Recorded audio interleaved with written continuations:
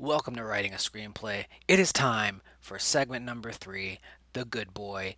Now, I've noticed these videos are getting kind of long. The last couple were 40 plus minutes, and the reason for that is I recap it. After I do all the writing, I pretty much speed read the script, what we've done in that segment. So I'm going to keep this short because I do like going over what we've done.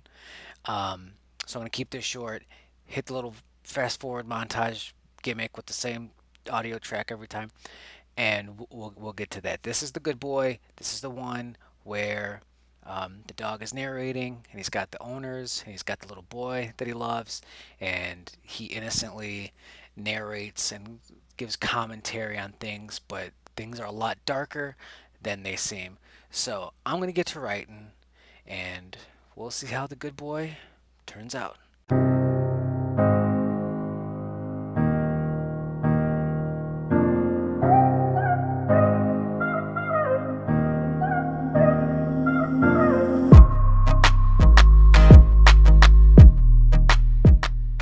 And just like that, I am done with the good boy. Once again, there's a bit of an issue here. Now I'm going to throw up this graphic. Taking a look at the page count situation, and I know I said don't obsess about page count and stuff, but I just can't help but notice this. So there's the outline there, and you can see what uh, it was supposed to be between 5 to 6 pages, between 10 to 12 pages. Invasion's gone long at 7. Blind Date is 19 pages. When that was supposed to be 10 to 12, and The Good Boy, which we're about to look at here in depth, is 17 pages. It's supposed to be 5 to 6 pages. I don't know where I get these estimates from. First time doing a horror anthology, as I've mentioned plenty of times, I'm sure a little bit off. But like I said, once again, good problem to have because we can always trim and stuff. So, um, The Good Boy is done. Now let's take a look at it, see where we're at, if we're happy with it. I think it's pretty good for the most part. Some things surprised me, so let's just get into that. All right, now, so it ends. The previous segment ends with Angela's basement, where you can hear the screams throughout the night. The moon shines brightly overhead, and then we pick up the next morning. In the moon's place is the rising sun, screams still coming from the insane woman's basement. I don't know if that placement's right. I don't know if the sun, I don't know if the moon would, I don't know if that's how that works. So I might replace that language just because I'm unsure about it. But the imagery, you get it. It's, you know, night to morning. Um, Cars begin appearing on the roads as folks wake up and begin their day. So I'm painting a picture. That one's new day. It's new day. Luke and Christie walk their golden retriever and stop in front of Angela's house as the fluffy dog finds the noises from the house interesting. Biscuit, the innocent goofball golden retriever, can hear the screams while his owners cannot. Sounds like someone's in trouble for eating a slipper. I don't know if that's the voice for it, but as you can see, Biscuit is going to be voiceover throughout. One of the things that surprised me when I wrote it is I expected it to be very Biscuit heavy, like 80% Biscuit. But he definitely takes a back seat once we get these humans involved because that's just more interesting. Um, so, but yeah, he's gonna be voiceover. Hopefully, it comes through clearly of what we're trying to do here as far as this mystery science theater, look who's talking situation. The screams suddenly stop as seemingly both Eric and Gabe have been killed. That wasn't so bad. Uh, his lines do get funnier. I am a little uh, uncertain, unhappy with a lot of these lines because I was trying to write cute, And as a matter of fact, you can't see this right now, but I'm writing a note in my notes document, and I'm going to put rewrite/tweak biscuits dot dialogue. I mean, he's not really lines dialogue/lines. Right now, we're just trying to get it down. I might as well have just said so something cute. So let's go, Biscuit. Shit or get off the pot. This is where we're going to start to meet Luke and Chrissy, his owners. Dad wants to go. Let's move out. I love taking them for a walk. I think that's a cute line. I think in the right hands that's a cute line. He's taking them for a walk. Hee hee hee. So they're talking about bills, and Biscuit's doing his thing. We have to get ahead of these credit cards. You spend the money all the time. I use them for necessities. A home gym is a necessity if we want to live past 60. Yeah. So right away, we kind of see him squabbling a bit. We describe Luke with jeans and flannel shirt, while Chrissy wears yoga pants and an athletic long sleeve shirt, using this time to double as exercise. Luke's dad bod, shows he has no interest in exercise. Might come into play a little bit, but not really.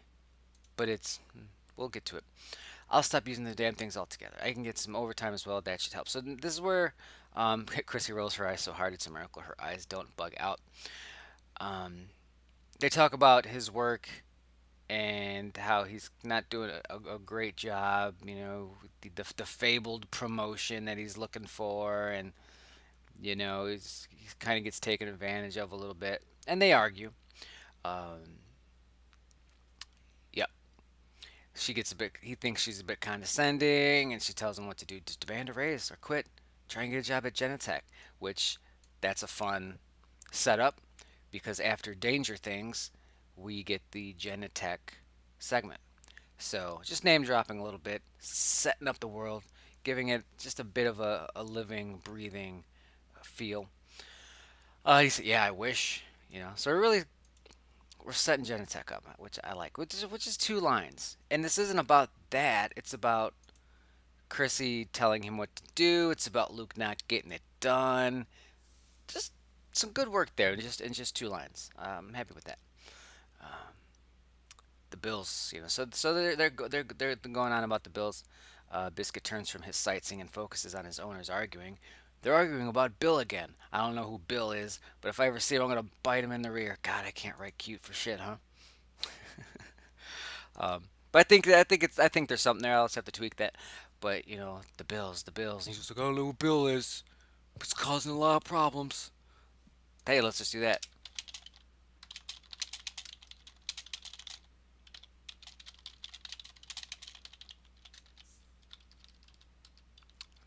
Just like that, guys. Just like that. Bink. The troubled couple turn the corner as their dog leads them down one of the nicer blocks. The home's large and impressive. They like it when I do my business on these lawns. Only the fanciest grass for my poop. I'm sorry. I'm so sorry about all of this. So he does his stuff. Um, Luke hands Chrissy the poop bag when the golden retriever finishes up. Why do I have to do it? It's your dog. It's Henry's dog. Yeah, but you said yes. Yeah, saying yes has caused me nothing but problems. Ooh, Chrissy! Woo, Chrissy! Cold, cold line. Um, More stuff from Biscuit. This is where we set up some other stuff. Biscuit leads the way as Chrissy and Luke talk less and less. That is until they see the old Ambrose place coming up. It's a creepy vintage two-story house that makes the Amityville home look serene and peaceful. Parked in the driveway is a moving truck. Someone bought the old Ambrose place. So this is the Ambrose place is the haunted house for the haunted house segment, which is titled Home Sweet Home. And this is the house. So we're about to meet the owners of that house, and they're gonna give us once again a little expo, which is great because do it like I said before, doing the exposition for Home Sweet Home during Home Sweet Home, that would have been hard. That would have been a little on the nose. It would have been rough in general. But we get that here while they almost fantasize like we could have had that. It's a nice place. It's nicer than our place. Cheaper too. You know, so that's exactly what they say here. And she says, "Yeah, well, I'd rather not live in a murder house." And burger house? I want to live in a burger house. I'm trying to do cute. It's very hard for me. It's very hard for me. You care about our finances, and they go right back to arguing, still talking about the house. Someone probably died in our house too. Who cares? Yeah, but not like that, Ray. Ambrose was fucking nuts. His whole family, all right? Grabbed them by the hair, pulled their heads back, and cut. Yeah, yeah, we all know the story, Chrissy. The man was disturbed, but you clean that blood up and you got yourself a nice house. So, not too blatant what we've done here because this is really the key line setting up Home Sweet Home. They'll grab them by the hair, pull their heads back, and cut their throat because we're going to play with that during Home Sweet Home when we see um, Vince, the owner of the Ambrose place, when we see his hair kind of lift up and his head kind of gets pulled back a bit. This is setting that up. Hopefully, I think it's not bad. Um, but they're doing it. They're giving us that exposition in the form of arguing. So we're still learning a lot about these guys. They haven't really said one nice thing about each other. It's just money and unhappiness and squabbling. And things get uglier and uglier throughout this, which that's another one of the things that surprised me about writing this. Because this was supposed to be the fun one. This was supposed to be the little bit of a cute one, and then it takes a turn. This one gets ugly, and I kind of I don't like it in a way. You'll see what I mean when we get to it. I think he was a little more than disturbed, Luke. Till the day he died, he said he doesn't remember doing it. Another setup line, convenient. Vince walks out of his new house and towards the moving truck when the handsome 30-year-old sees Chrissy and Luke loitering in front of their house while their dog pees on the sold sign. See, that's a good one. I nailed that, I think.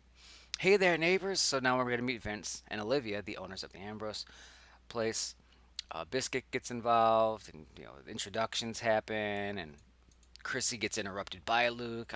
This is Chrissy. Like he's kind of a dick move because that's another thing I wanted to do. And when you're writing a screenplay, you're writing any story, you're not necessarily editing while writing. Sometimes you are, but you're changing lanes. You're still going in the direction you need to go, but you're like, maybe I need to slow down. Maybe I need to change this lane. And what I mean by that is, I don't want this whole script, this whole movie, this whole anthology. I don't want to have female villains in all of them. I don't want this to be some, you know, woman hating story. Um, and in the first two, it's kind of. I mean, I don't consider Jill a villain. She does kill that man, but we're gonna find out. He's actually kind of the shithead. But in his story too, Angela. So from an audience perspective or a reader's perspective, it's back to back. Women are evil. That's how it looks right now. So I wanted to. I gotta start getting some of these boys in there, and I think we will, because Luke's kind of a shithead. Although Chrissy's not, blame free or an angel in this. But Danger Things, we get some bad fellas. The Interview, we get some bad fellas. Heartache is once again kind of both, but not really. That one's so much fantasy. It's almost him. It's almost the guy. A Graveyard Shift is fellas. Hidden Light is mostly fellas. Home Sweet Home is a ghost fella. So never mind. I think we're good. We just kind of kick it off back to back, looking like misogynists, but we get away from it, which is good.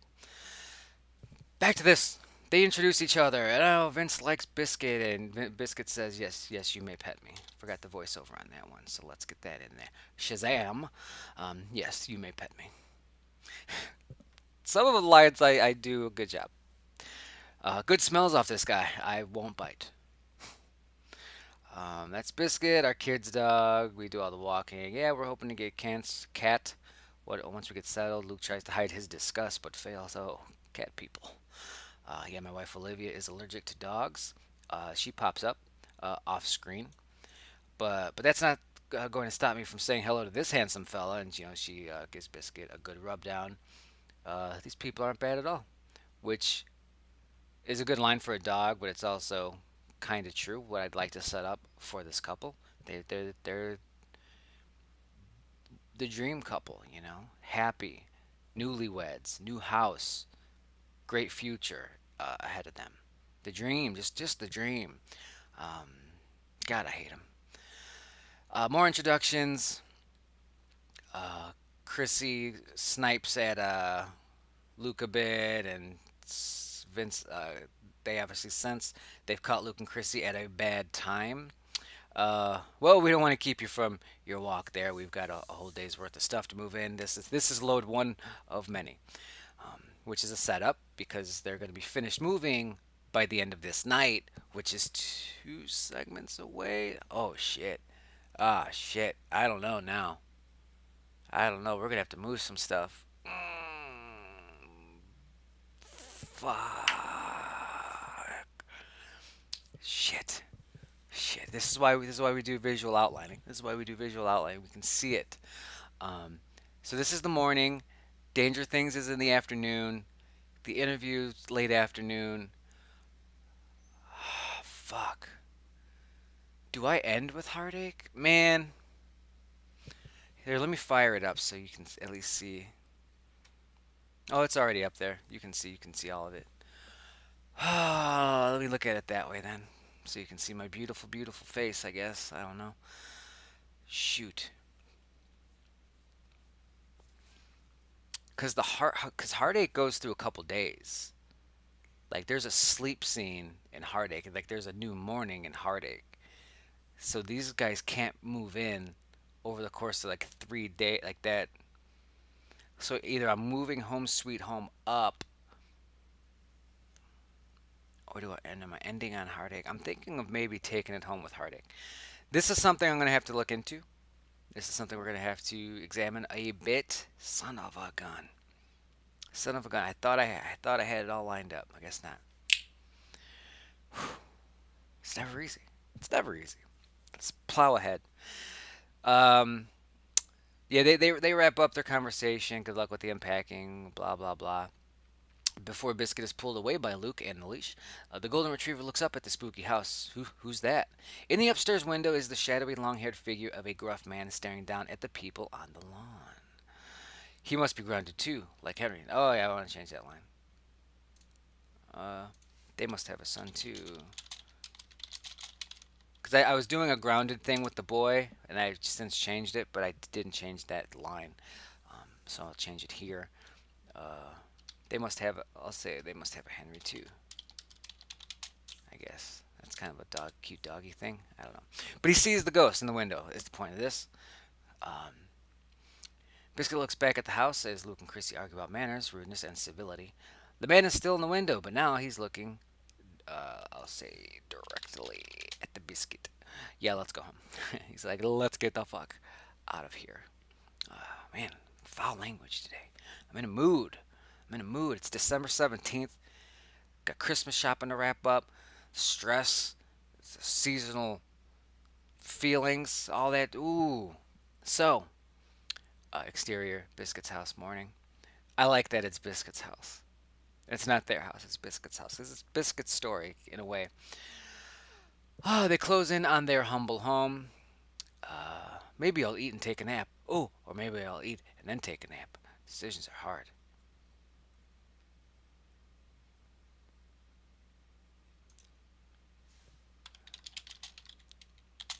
That's how I wanted to.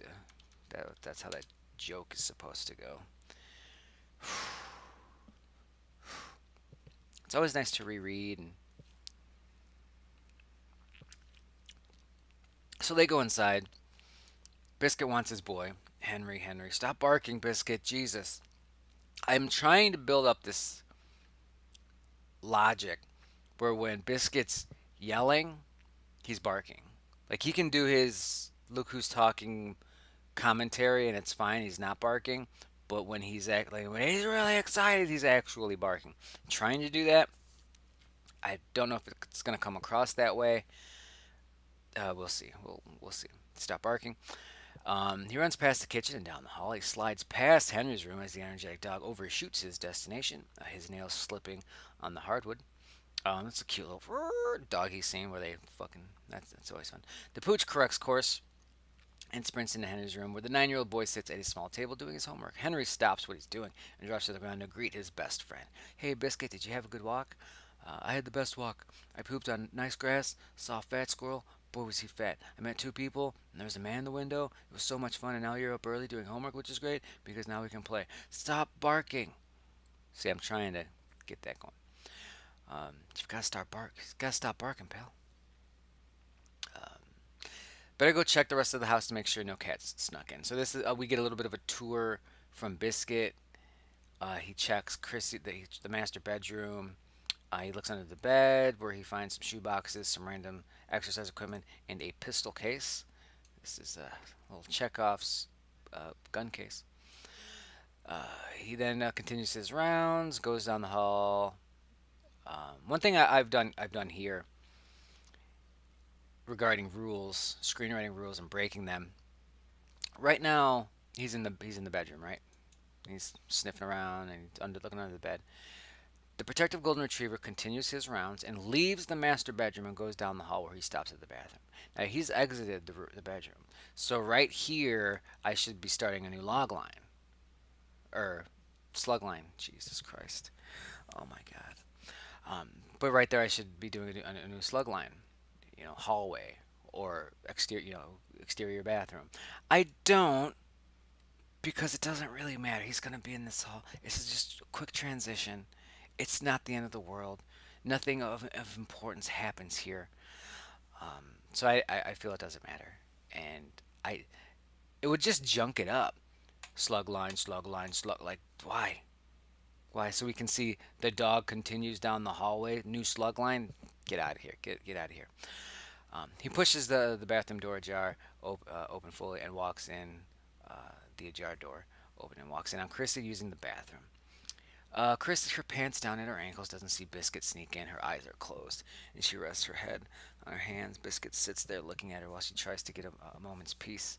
Poor mommy, always so tired. He notices the fresh scars on her wrists. Looks like she fell into a pile of sticks again. That happened to me last fall, and I'll never do it again. It'll be okay, mommy. It'll be okay, mom. Yeah, so we're getting a little. Has she tried to kill herself? Obviously, that is what I'm going for there. And things start to get a little. It's not great. A little ugly. He rubs up against her. She scares the shit out of her. Gives him some scratches. You're a good boy. Just stop barking. Get out of here. All right. I'm go. I'm go. Biscuit takes off out of the room, back to the living room. So Luke's getting his laptop out. Um, Once again, they're going to argue a bit here. Can you make breakfast? Just do make breakfast. Oh, I'm making breakfast. It's like, can you just? It takes 10 minutes. You know. Oh, you're just gonna sit on your ass with the laptop, and he's like, I'm trying to do work. Um, Biscuit sees all of it. You want us to have more money, but you don't want me to obtain it. Blah blah. Do you hear yourself? Don't talk to me like that. So more back and forth, more just ugliness. Um, yeah, that's that bit. They really start yelling, fuck you, all that kind of stuff. Biscuit says enough with the yelling, which means he's barking, and they say enough with the barking. So that could be a fun little moment, which might not. That this actually might not work because the tone's all over the place there. Because it's like, oh, it's kind of serious, but then it's like chuckle. We'll see. We'll see. Because one of the things when we get to rewriting is we're going to do a pass regarding tone and pacing and logic. So we'll see if it survives that. Henry comes out like, what's going on? Nothing. We're fine. Just go to your room. Gonna make breakfast here. Then Luke says, "Can you restrain yourself in front of the boy?" It's just arguing. Just arguing. So she goes to make breakfast. He's on the couch trying to do some work on his laptop. Is the Wi-Fi down? He's having issues. You tell me, or am I supposed to do that for you too? Just real. Just ooh. It's ugly. Um, why is it working on hers and not mine? Luke grabs her laptop and opens it up to see if Chrissy's is down too. As long as he has it open, he sees what tabs she was on. She was browsing the standard sites, Reddit, her Yahoo email, and Facebook. It's the Facebook tab that gets his attention. Luke finds several flirtatious messages from another man on the messenger. I miss you. When does he go to work? How sore are you today? Chrissy's incriminating responses floor him. I miss you too. He'll be gone by 9, hopefully. I can barely walk. You're bad. LOL. Ooh, oh, ooh, and this is where things get out of hand. She's making breakfast. Luke's in the door frame now, laptop in his hands. You fix the Wi-Fi. Wi-Fi is fine. She sees it's her laptop and she's like, "Mm, okay." She's not dumb. Um, and regarding the Wi-Fi and how long what, how long with you and Paul. Um, she doesn't hide from it. Oh no, she's all right. Fuck it. Um, what does it matter? Luke speaks quietly, gruffly. A man on the verge of both crying and losing his cool. And we've all been there. Maybe not in this situation, but we've all been like, you want to cry and punch everything at the same time. This is probably one of those situations. What does it matter? What matters is we have a son, you fucking slut. We have a home, a life. This is a life. I get it, Chris. You're not happy right now, but this is how you address it. I suggested couples therapy. I suggested us talking more, but you run from those talks. You run from everything. You run from work, run from the truth. So I ran to someone else. Boom, he slams the laptop against the wall, small pieces flying everywhere. A chunk of plastic ends up in the skillet, which Christy calmly gets out with a spatula. She's not going to go to that level. Biscuit enters the kitchen. I didn't do it. Whatever broke it wasn't me. See, in a way, the mixture of the tones highlights the ugliness because it's like, oh, that poor dog doesn't know. Like he kind of knows, but it's like, buddy, not now, not now.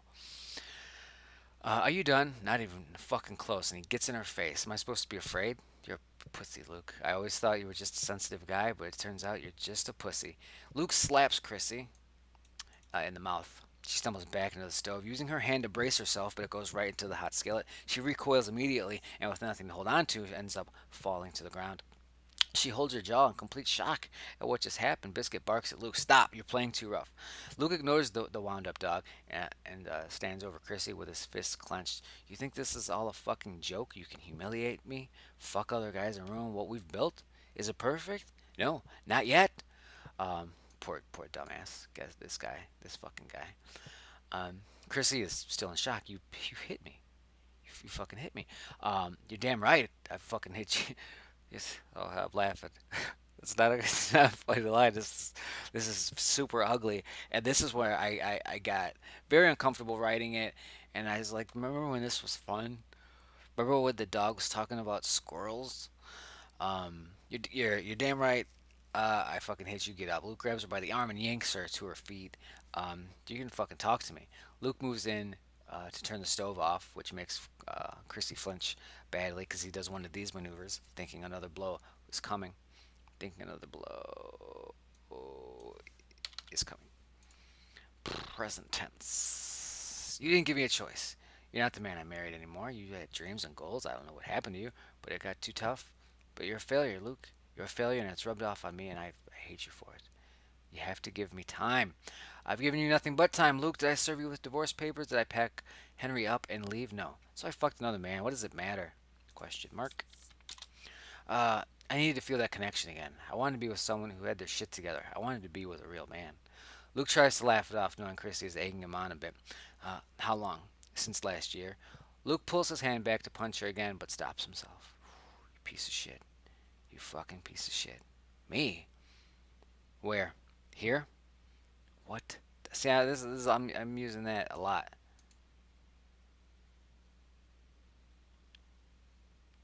I'm gonna make a note. What does it matter? Makes too many appearances in the good boy. And I'm gonna eventually show you guys my rewrite notes. It's literally me just making comments just like that. Like, this might not be great. Look into that. Which is one of the best things you can do. Instead of me fixing that now and going back to each line of what does it matter and tweaking it and making sure, I just note it. Note. Dale will remember that and address it later. Henry's there now, and he stands in the doorway, tears in his eyes. He knows his parents are fighting, and this is a bad one. He sees Chrissy holding her jaw still. Mama, go to your room, Henry. Henry turns to do as he's told, but Luke stops him. Henry, does Mom bring any of her friends here when I'm not home? Not Sarah or Lynn, but guys. Guys my age. No. Well, sometimes. Luke shakes with rage. He takes everything he has to not explode while Henry is there. Listen to your mother, Henry. Get to your room. Henry turns to leave, but stops to say one more thing. Luke, however, thinking Henry is gone, punches Chrissy in the eye. The woman cries out. Henry's seeing all of it. Stop. Go to your fucking room. You're out of here, fucker. Um, Luke takes a step towards Henry, and the terrified boy sprints off down the hall towards his room. Chrissy crawls away from Luke as he stalks her. Here, while Henry was home, Luke reaches down, grabs her leg, pulls her back, stands over her, ready to pound her face in. Um, you did this to yourself. You can blame me all you want, make all the excuses you want, but we both know you did this, which is such a classic shithead, like abuser thing. Like I said, it was at this point where I just wasn't having fun. I just wasn't having fucking fun writing my horror anthology script. Uh, I do like that we touch on a bunch of stuff as far as tone, like monsters, demons, real like, and this is real monsters right here. This is real monsters. Um, Luke reaches down and gives Chrissy a couple wild smacks while she does her best to cover up. Fucking leave her alone, Henry says off screen. Luke looks over his shoulder and sees Henry standing there with a pistol in his hand, the same one hidden under their bed. Luke gives Henry, see, you got to spell it out sometimes for fucking idiots. Some producers, some readers, some people just kind of skim and whatever. Sometimes you got to do this. Um, be careful with it, but you know. Luke gives Henry stern directions. Put that down. You leave Mom alone. He marches towards his son Henry. I told you to put that. Henry pulls the trigger, shooting his father in the chest. Luke falls back, clutching his wound. Call an ambulance. Luke's breathing weakens as Henry drops to the ground crying. Biscuit tries to comfort Henry. It'll be okay, Henry. Please stop crying. Chrissy looks on, her mouth hanging open. Her shocked expression turns to a relieved one as a smile creeps onto her face. Call and let's keep that gasping going. Call and Luke stops breathing. Biscuit goes to check on Luke, nudging the man's arm. Come on, Dad, get up. No more fighting. Let's go for a walk. Dad? Dad?